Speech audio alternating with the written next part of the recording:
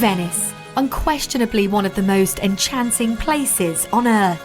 A labyrinth of waterways and canals linking 118 separate islands. Home to some of the most magnificent buildings and carnivals in Europe.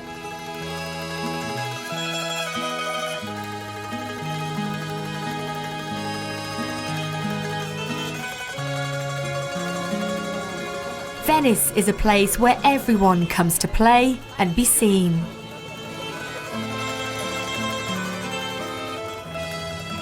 Venice oozes style from the people who live here, visit to its rich history. Its architecture survived the Second World War with little damage. St Mark's Square and the Basilica still standing tall today, where tourists flock to enjoy a traditional tea, listen to live music and watch the world go by.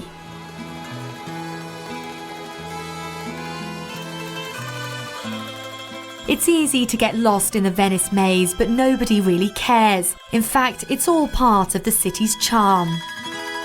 Around every corner there's crumbling buildings to admire, dilemmas to quandary. How do I get over there without travelling by boat? At some point it's inevitable that, like the buildings, you'll also crumble and opt for a gondola ride. And why not? Especially when they can drop you off, quite literally, at your door. Some history goes way, way back. When the first owner, which is Mr. Bauer, decided to purchase the historical building, which we are here now, and turn it into hospitality. He was an Austrian that arrived in Venice and had an important role in the administration of Venice. And slowly the business was growing and he acquired different buildings next door, up to 1920 when he died. And then my grandfather again, he was a ship owner, came from Genova. He established himself in Venice for business and invested in real estate and needed a place, almost like an embassy, or to have his guests and his business transaction, and he purchased the Bauer from Mr. Bauer. He then undertook a major renovation which lasted almost 9 years, which mostly involved the building of the new facade and the new building of the 40s, which is the Bauer. And since 1948, the Bauer has kind of grown to being one of the most iconic location-wise and also for many other reasons hotel in Venice.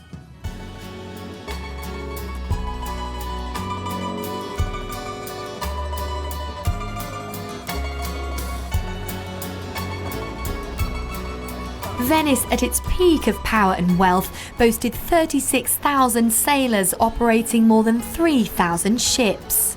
By the late 13th century, it was Europe's most prosperous city. Wealthy families competed to build the grandest palaces on the banks of the best canals.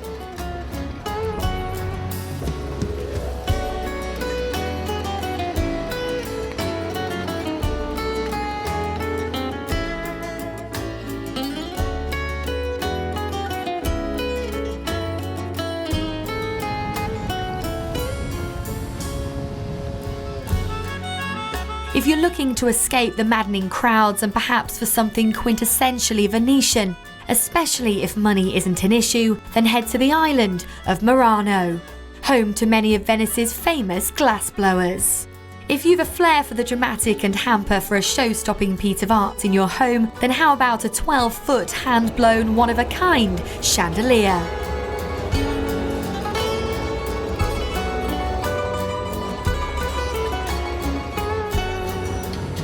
Perhaps a vase is easier to pack, but don't expect it to be cheap. These are one-of-a-kinds where you can get involved with the design and watch your piece being made in front of you while you wait. This is traditional Venice with a modern twist.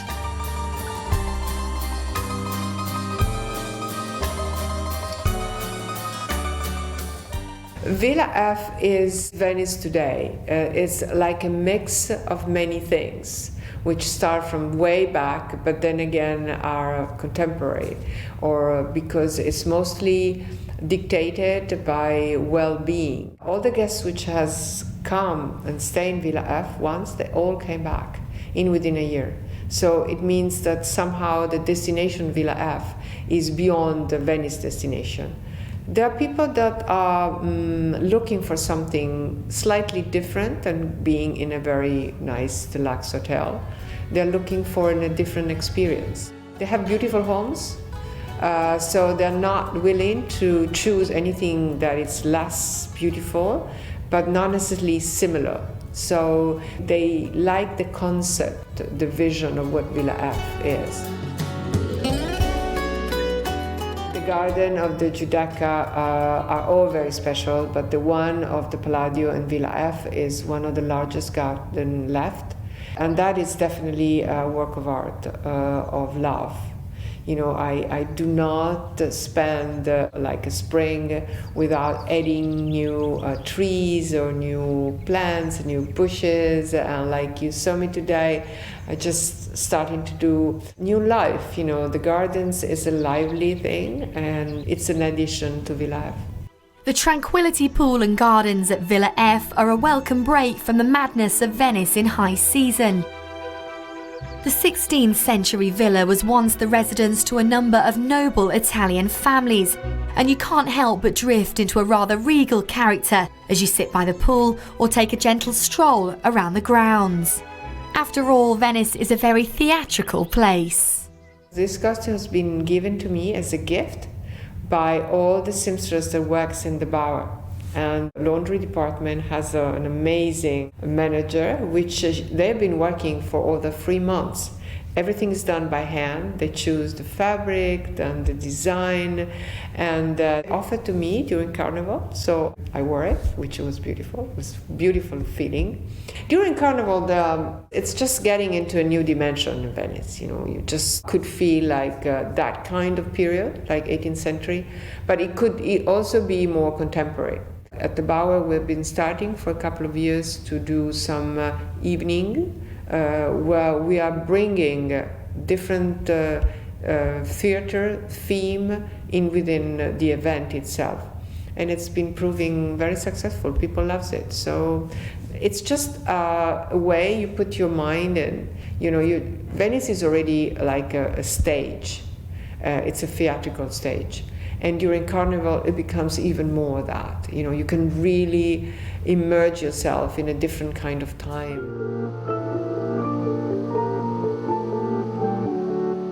Back in the present day, and modern luxury is epitomised at the Villa F Spa. Every whim and sense is catered for.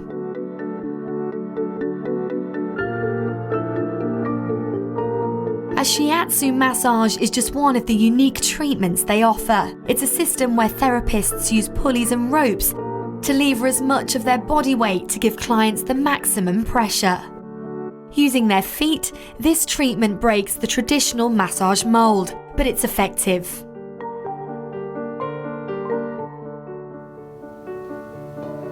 As is the final ritual that helps centre and calm you, which after a few days of Venetian hustle and bustle, this is exactly what you'll be looking for.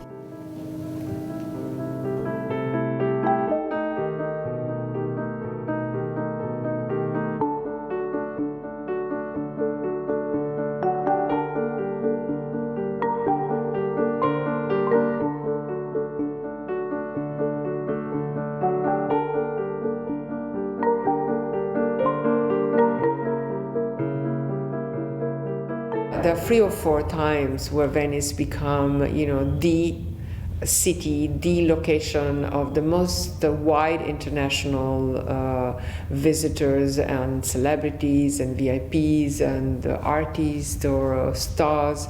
And this is, of course, the Biennale of the Movie Festival. The same goes for the Biennale of Contemporary Art, which is starting in a couple of weeks. Then you said Carnival, the Redentore, which is a beautiful holidays we have in the middle of the summer. All of a sudden, Venice just become the city of everyone. It's just like an open party all the time.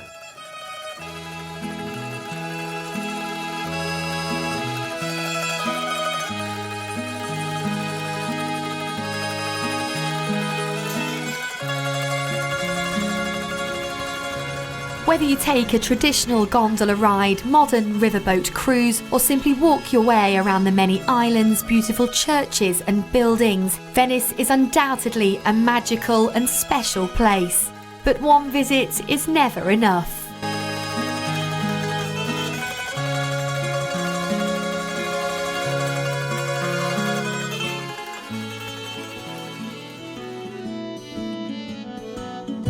With its vast rolling hills and many fields of green, it's easy to understand why people refer to Ireland as the Emerald Isle. For this episode of the Luxury Travel Show, we've travelled to Northern Ireland to explore its rugged beauty, lush countryside and breathtaking coastline. We'll be delving into the region's history and visiting the locations used for the HBO TV series Game of Thrones, whose executives and location scouts chose this part of the world to base many of their famous scenes. 3 miles north of Larne is the small village or hamlet of Ballygally, whose population ranges between 500 and 1,000 depending on the time of year. The Ballygally beach is popular with locals and tourists, especially in the summer months. But this tiny hamlet, although small in size, is punching well above its weight in history. The Ballygally Castle, which overlooks the bay, is the only 17th century building still used as a residence in Northern Ireland. It's been converted into a hotel and is said to be one of the most haunted places in the Antrim region. After receiving a grant of land from the Earl of Antrim, James Shaw and his wife Lady Elizabeth Shaw built the castle in 1625. As well as a home, the castle and its grounds were used as a place of refuge for Protestants during the Civil War.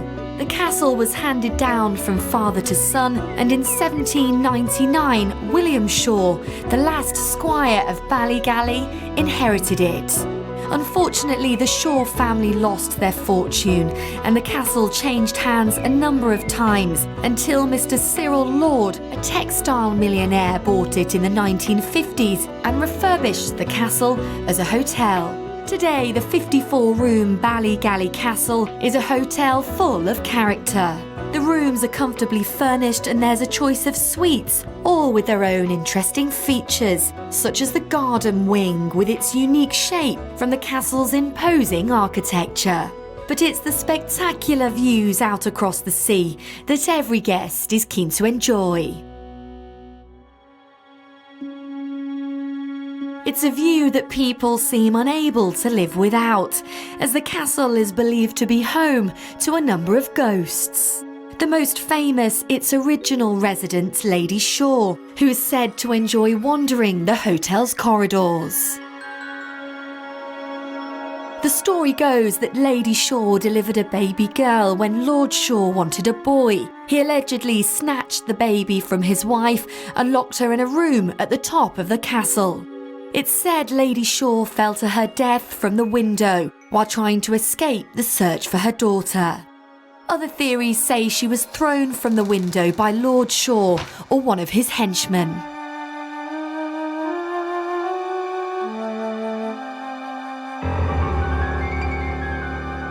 So proud of the reported ghost, the hotel owners have dedicated a room to her in one of the towers in the oldest part of the castle, where residents can pay a visit if they dare.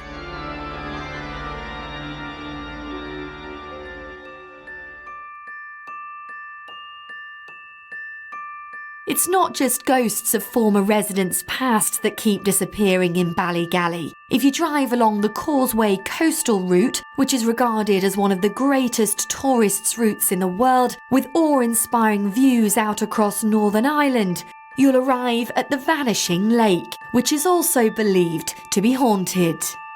The story goes that in days of old there was a man on his horse and cart and the river flooded. He couldn't find his way out and allegedly drowned, and is said to still haunt the lake today.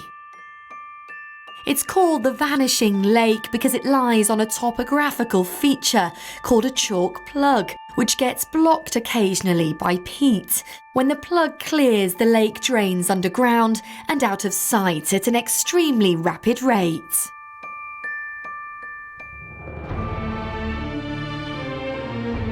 But don't worry, Northern Ireland isn't disappearing anytime soon, and that's thanks in part to its inclusion in the globally successful HBO television series Game of Thrones.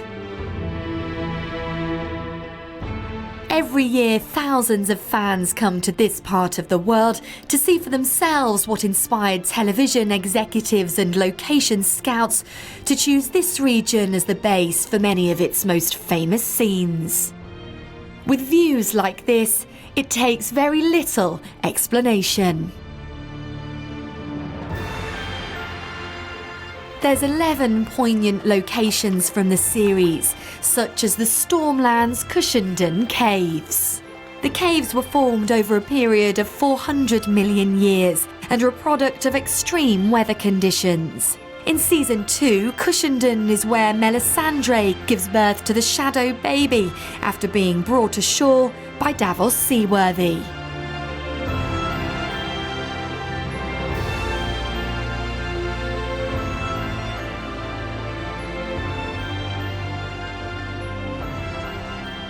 There's also Winterfell, shot in Castle Ward in County Down. This is where King Robert Baratheon and his entourage are met by the Starks in Season 1 and where Bran Stark was pushed from the window. The King's Road, which is known as Dark Hedges in County Antrim, is a beautiful avenue. The trees were planted by the Stuart family in the 18th century. 200 years later, they remain a magnificent sight in Northern Ireland. This tree-lined avenue is the location from Season 2 of Game of Thrones, where Arya Stark makes her escape from King's Landing, disguised as a boy. Mulra Bay is the Iron Islands in Season 3, where Theon Greyjoy rides on the horse with his sister Yara. The harbour at Ballantoy is also the harbour of the Iron Islands.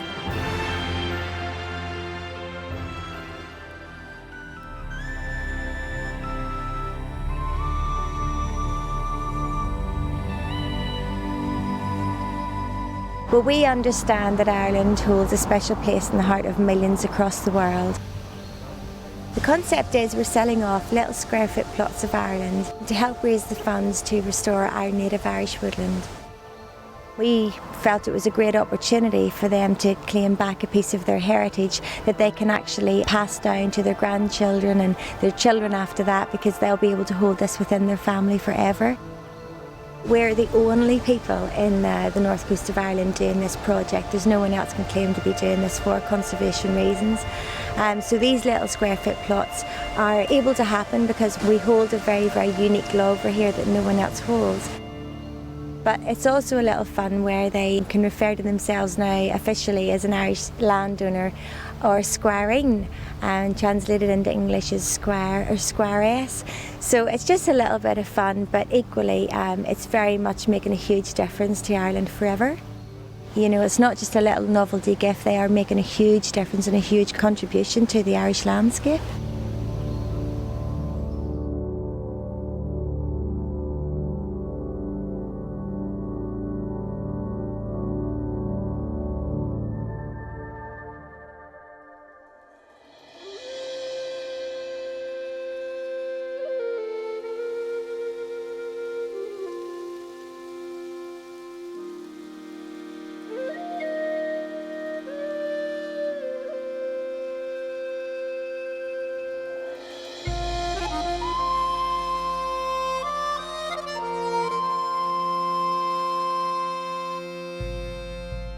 We have all this produce which is on our own doorstep and it's in abundance.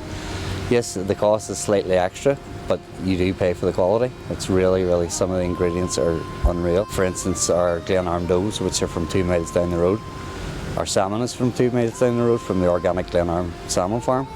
We pride ourselves on food provenance, so we try as much to use local suppliers as we can, rather than bigger suppliers from abroad or anything like that, because at the end of the day, we're in Ireland and we're part of Taste of Ulster and Good Food Ireland, so why not use constantly just Irish products? There is Dalreda tours, do like a horse tour at the Dark Ages, which is actually part of the scenery in Game of Thrones, but then we're going to tie in a medieval banquet with it as well, a Game of Thrones afternoon tea as well, which is based around, I mean, afternoon tea is supposed to be nice and fancy, so this is more rustic, where you get like big focaccia bread and stuff like that, and it's an individual afternoon tea that comes on a wooden board, which is really good.